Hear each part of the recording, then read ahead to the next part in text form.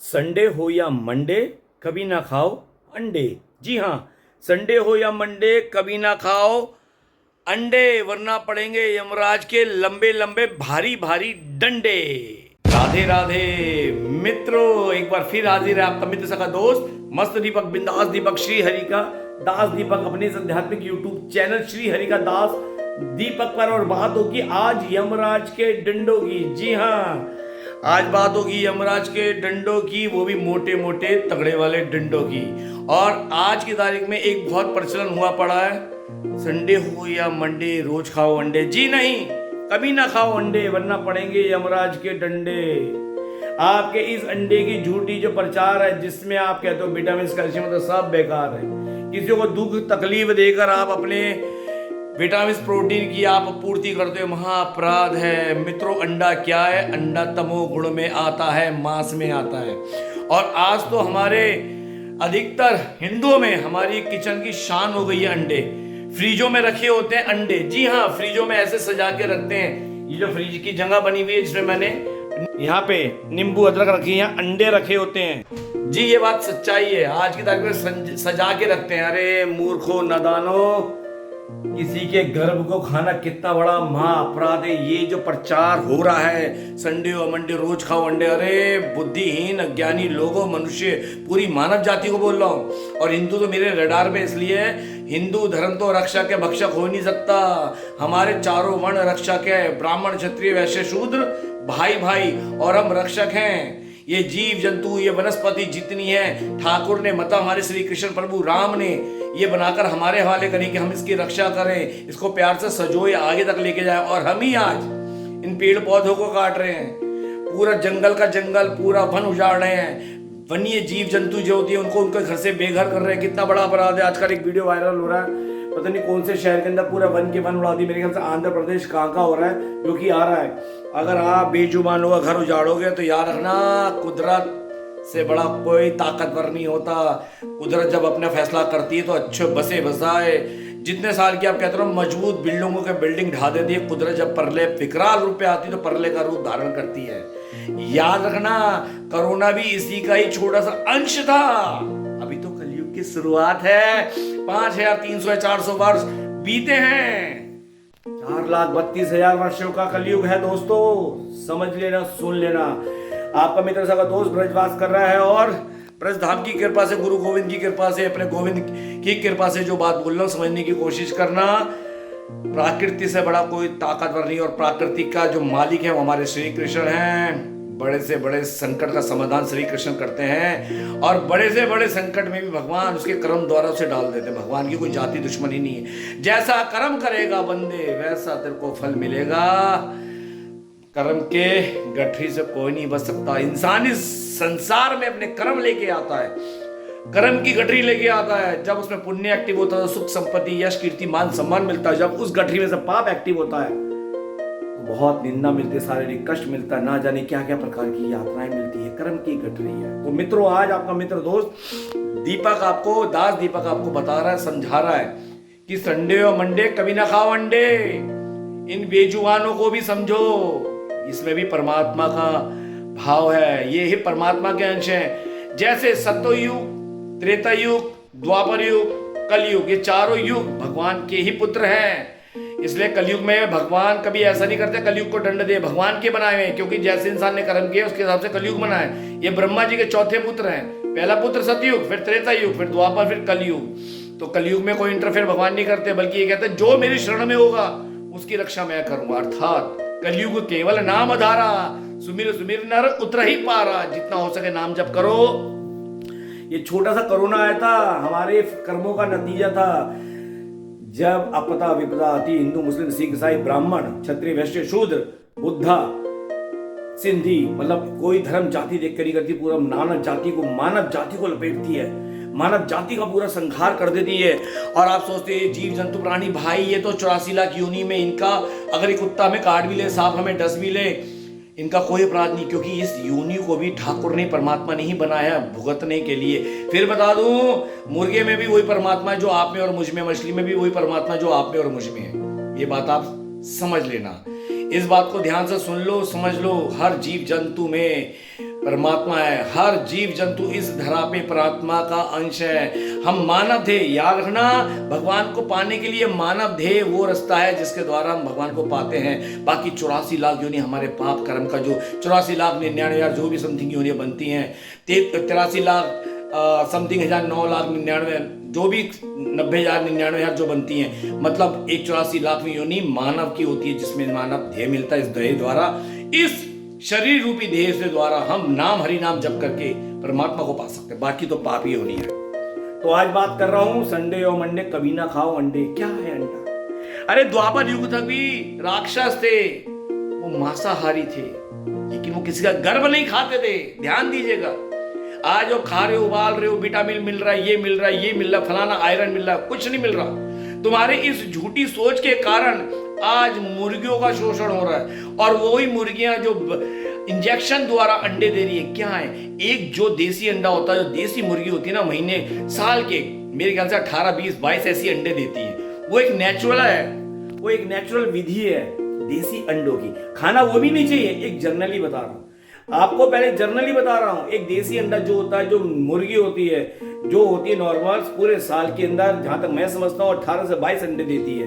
ठीक है, वो एक प्रोसीजर है, ठीक है। उसमें उस मुर्गी को कोई कष्ट नहीं, क्योंकि एक प्रक्रिया होता है, और उसमें उनको भी मेंसेस आते हैं, पीरियड होते हैं। आप जानवरों में भी, जैसे हमारी माता बहनों को होते हैं, पीरियड्स होते हैं, वैसे ही मुर्गियों को भी होती हैं, कुत्तों को भी होते हैं, इनको भी होते हैं।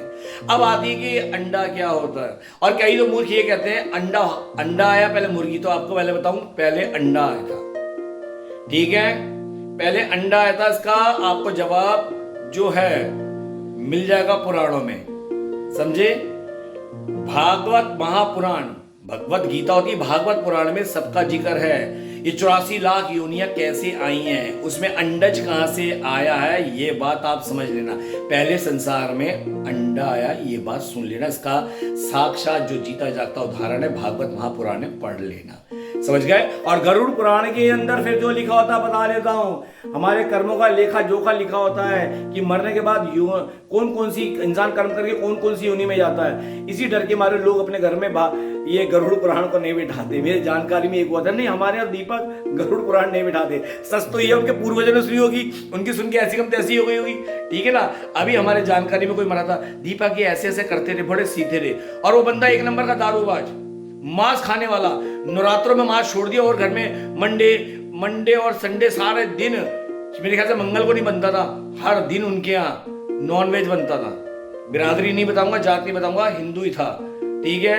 अरे उसके घर वाले कहते बड़े सीधे थे, कोमल थे। अरे दिन भर पीना, उल्टा सीधा और पटांग, गंद बचना, गंद बकना, ठीक है। अरे बस सीधे किसी को नहीं कहते रे, अरे बहुत सीधे अपने कमरे में पड़े जाते थे। अरे भैया मांस मदिरा अंडा इतना बनता था, और कहते हैं अरे इनको नरक तो नहीं मिला होगा। क्यों नहीं मिला होगा? कर्म जैसे करेगा आत्मा को वैसा कर्म भुगतना पड़ता है। मैंने बोलते मैं सब सोच समझा दिया, मेरी बात बड़ी जल्दी को चुप गई। मैंने क्या हो गया, क्या हो गया? कोई कर्मों से बच जाएगा, और मैं बोल दूंगा उन्हें स्वर्ग मिल जाएगा क्या? मेरे बोलने स्वर्ग मिल रहा है। इंसान जैसे कर्म करता है उसको वैसी अगली योनि मिलती है। स्वर्ग तो बहुत दूर की बात है, बहुत पुण्य कमाने पड़ते हैं, बहुत पुण्य कमाने पड़ते हैं, तब स्वर्ग की ओर का हमारा रास्ता खुलता है। और याद रखना, एक बात और समझ लो, बैलेंस बना के रखो कर्मों का।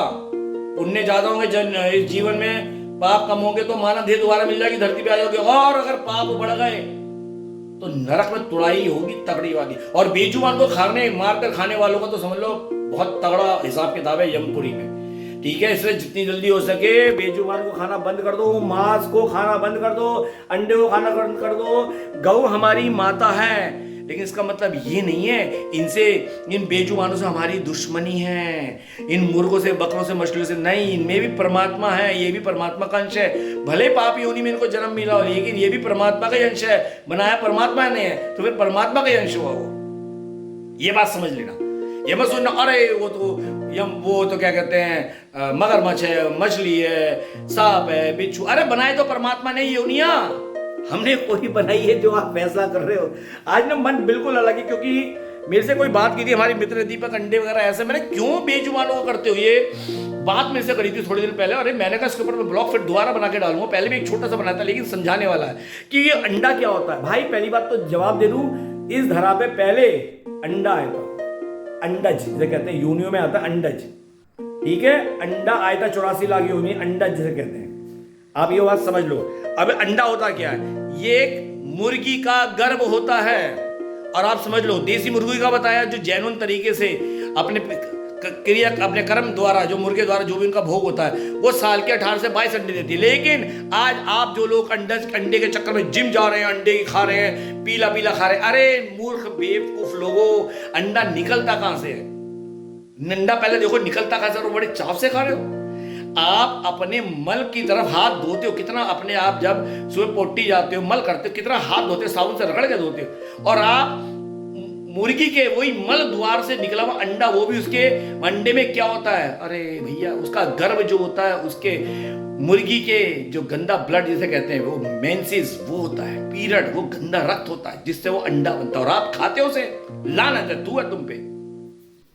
और आप लोगों के चक्कर में आज अंडे की मार्केट हो गई कि इंजेक्शन द्वारा अननेचुरल तरीके से मुर्गी को गर्भ धारण कराया जाता है, अंडा निकलता है। रोज वो मुर्गी महीने के 30 अंडे दे रही है, मर के होती है। और वही मुर्गी जब मरने की हालत में होती है, कसाई को बेच दी जाती है। कसाई वो दुकानों को बेच देता है, जो आप सड़क पे फुटपाथ पे वो चिकन टिक्का, वो चिकन क्या सीख चिकन खाते हो, या अच्छे जो ढाबे होते हैं सड़क के जो चलते रहते हैं खा के, उनको वहां चले जाते हैं। बेचारी आप लोगों की सोच के अंदर आज मुर्गी जिसके अंदर प्राण है, जिसके अंदर परमात्मा, वो परमात्मा का अंश है, आज वो आपकी गलत धारणा का शिकार होकर उसका शोषण हो रहा है। मुर्गी का दर्द होता है। अभी दिखाया जाता है बड़े बड़े जो पिज्जा वाले होते हैं, जो क्या क्या बनाते हैं, बर्गर बनाते हैं, नाम नहीं लूंगा, आपको पता है किसमें आता है, जो उसके चूचे होते हैं, मुर्गी के बच्चे, उनके चोंच काट दी जाती है ताकि उनको नुकसान ना हो। उनके बच्चों का मांस काट के वहां मिलाया जाता है। अरे तुम कैसे कर लेते हो?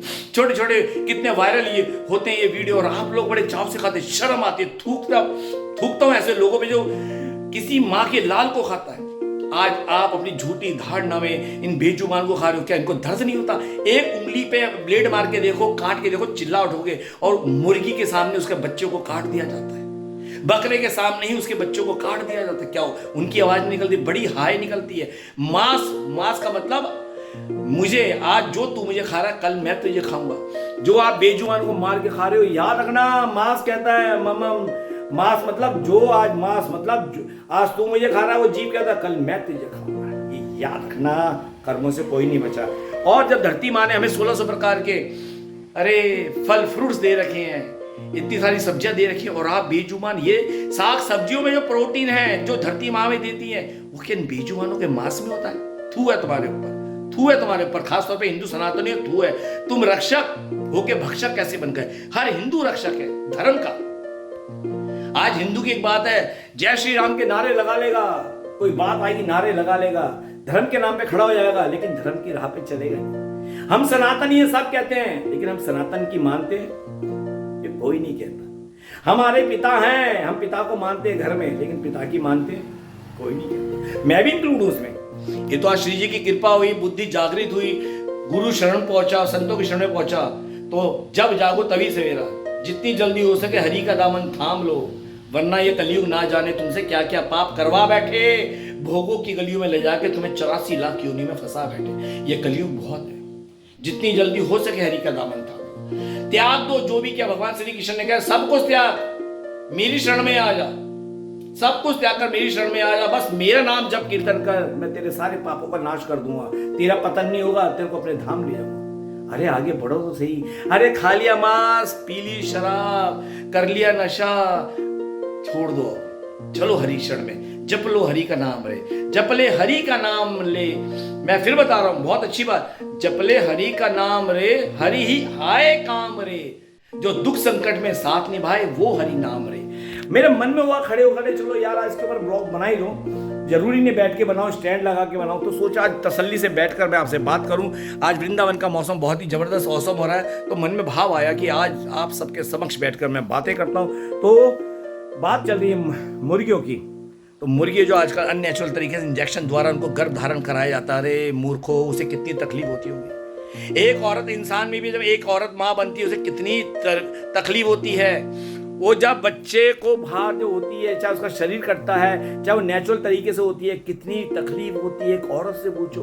और आजकल की महिलाएं ही सबसे ज्यादा घर के अंदर अंडे ला रही है, खा रही है, खिला रही है, बना के आमलेट फट फट फैट के बना रही है, वो खुद भूल जाती हैं वो भी एक माँ है, वो किसी के लाल को कैसे खा सकती है? उन्होंने भी एक जन्म दिया किसी जीव को, इंसान को, जिसमें जीव प्राणी को जन्म दिया है, एक बच्चे को जन्म दिया है। वो दुख तकलीफ उन्होंने सहन करी तो भूल जाती है। मछली को भी दुख तकलीफ होती है। तो बात मुर्गी की हो रही है। जो मुर्गी को तकलीफ होती है अंडा देने के लिए, उसके जैसे भी वो तो नेचुरल तरीके से निकलता है उसके मार्ग से, तो आप कैसे खा सकते हैं किसी के गर्भ को? मछली के मेंसेस, गंदा खून, जैसे माता बहनों में पीरियड्स होते हैं, सबके होते हैं, ठीक है। ये इंद्र का जो उन्हें श्राप मिला था उसका एक अंश महिला को मिला था, माता बहनों को मिला है, ठीक है ना। एक अंश धरती माँ को मिला है, एक अंश पाप उनका जल ने लिया है। तो इस तरह से उनके जो पाप है इंद्र के, इन चारों ने लिए, ठीक है। और आप महिलाएं होके आप किसी के गर्भ को खा रही है, सोचो कितनी तकलीफ होती है। नेचुरल भी नहीं खाना चाहिए जो देसी अंडा, अरे मुर्गी के बच्चे होने चाहिए। और एक गलत धारणा सोचें, अगर आज हम मछलियां नहीं खाएंगे, बकरे नहीं खाएंगे, मुर्गे नहीं खाएंगे तो उनकी जनरेशन बढ़ जाएगी। अरे मूर्खो, जिसने संसार सृष्टि बनाई है उसने सब कुछ जन्म मरण का हिसाब किताब बनाया हुआ है, समझे? वो सब कुछ जानता है, वो विधाता के पास सबका लेखा जोखा है कि इस मुर्गी कितनी उम्र है, मछली कितनी उम्र है, सांप की कितनी उम्र है, बिच्छू की कितनी उम्र है, ठीक है, बकरे की कितनी उम्र है, ये 84 लाख पेड़ की कितनी उम्र है, पहाड़ की कितनी उम्र है, उसने सब डिसाइड करा हुआ है। आप देखते होंगे कभी कभी नेचुरल तरीके से पहाड़ों में आग लग जाती है, जंगलों में कुदरती लगती है, और तब वहां पे वर्षा भी हो जाती है। कुदरत बैलेंस करना जानती है। कोरोना आया था, कितनी महामारी हुई थी, ये हमारे बेजुबानों को खाने का नतीजा था।